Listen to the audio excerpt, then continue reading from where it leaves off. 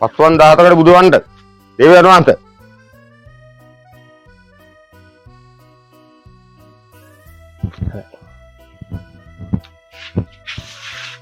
Good morning. Good morning sir. Sir? sorry දේවයන් වහන්සේ මම ඒ කාලේ ආමියකින් හිටියේ. ඒ සර්ට මම එච්චර ඒ දවස් තුල ඉඳන් මේ සර් කියලා හිටියේ. මට සමාන්ත. Sir, ඒව දන්නේ මේ දන්නවනේ මේක. මේක තන මොකද්ද? හරි සර් මම ඔව් මට සමානට අපායට යන දොරටු ඕනේ මේක. දැන් මේ ඔක්කොම දන්නවද ඒ අපායට යන දොරටුව කියලා? අද දවස මොකද්ද? අම්මසේ දේවයන් වහන්සේ. මට අමතක වුණානේ. අද මහජන දිනේනේ. මහජන දින කොහොසලද? ඉතින් දේවයන් වහන්සේ වල්ලන දවසට එනවා මු. ආපු ගම වල්ලනවා රජ්ජුරෝ ඉන්නවා ගහනවා. වල්ලවට පස්සේ නෑ. ආපහු වෙනවන්ට. දැන් මේ ළඟදී ආවේ නැද්ද කවුරු? ළඟදී ඉතින් ආපු එකක් තමයි මෙතන මේ දාලා තියෙන්නේ. මුමුත් මේ ඊයේ හැන්දෑවෙත් මම හිතන්නේ මේ ඇවිල්ලා තිබ්බා.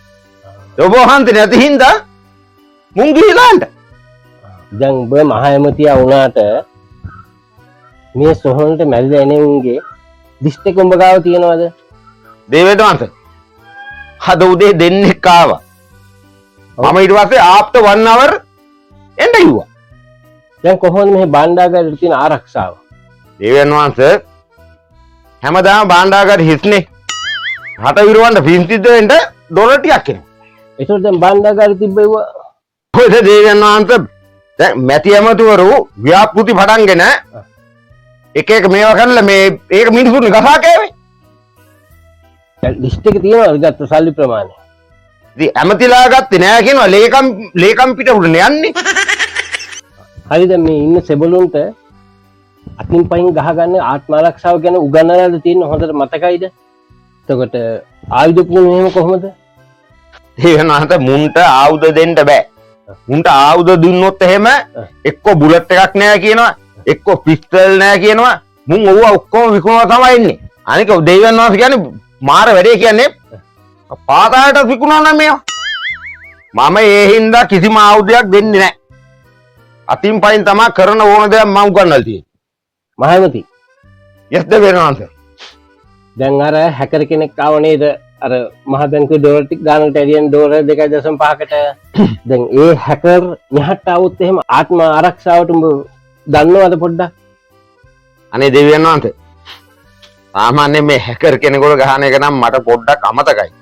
සාමාන්‍ය හැකර් කෙනෙකුට ගහන එක දේවයන් වහන්සේ මේ මට පොඩ්ඩක් මේ පුරුදු කරලා දෙන්න බෑයි. කෙන හැකර් කෙනෙක් આવුත් ගහන හැටි දන්නේ නැහැ. මට තිබ්බා ඒක අමතකයිනේ දැන්. අය දේවයන් වහන්සේ. පොඩි ෂොට් දෙක තුනක් කියලා දුන්නොත් යහපති. හොම්බට ගහන එක එහෙම මතකම නැද්ද? දේවයන් වහන්සේ අද මේ ඉන්න පොඩි කොල්ලෝ යුද්ධයක් තිබ්බත් කියලා දන්නෙත් නෑනේ. නමුත් දැන් ආමිකාරය කිව්වට එකෙක්වත් ගණන් ගන්නවද? දැන් ඉන්න සෙබළු ටිකට ග්‍රවුන්ඩ් එකට එන්න කියන්නේ. හා දේවයන් වහන්සේ. අණ්ඩායම ආචාර පෙළපාලි සම්බන්ධව සියලු දෙනා ග්‍රවුන්ඩ් එකට කඩාව සියලු ස්ටෑන්ඩ්. අර පල්ලා සිලින්. යකෝ මුන්ට මේ පහතුෙන් දන්නේ නැහැ සීරුවෙන් දන්නේ නැහනේ. කඩාව සියලු සිලින්.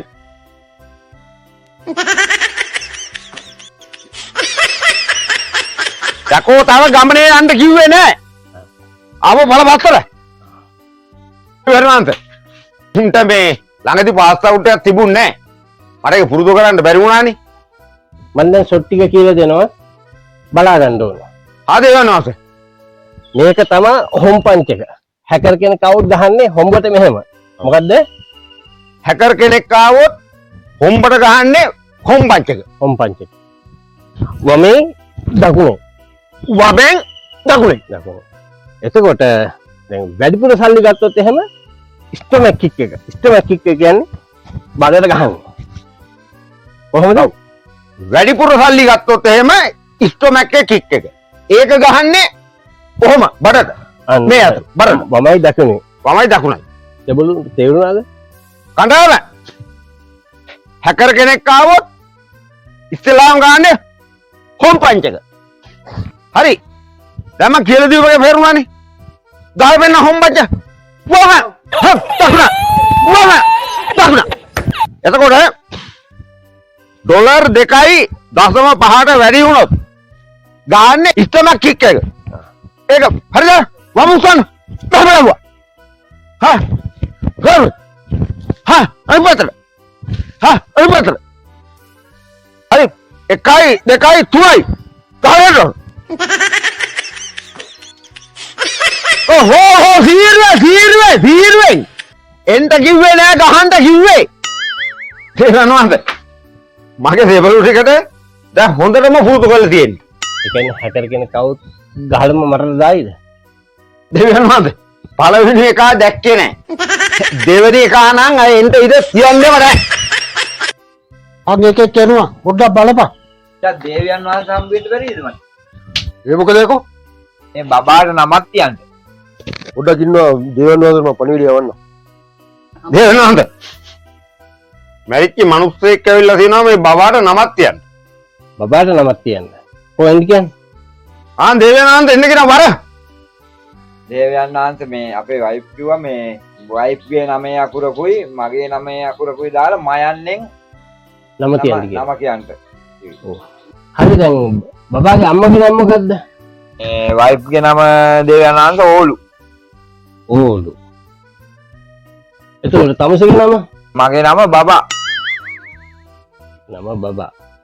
එතකොට නම දාන්න ඕනේ මයන්නේ. ඔව් මයන්නෙන් දාන්න ඕන. එහෙනම් ඔබාම කියලා දාන්න.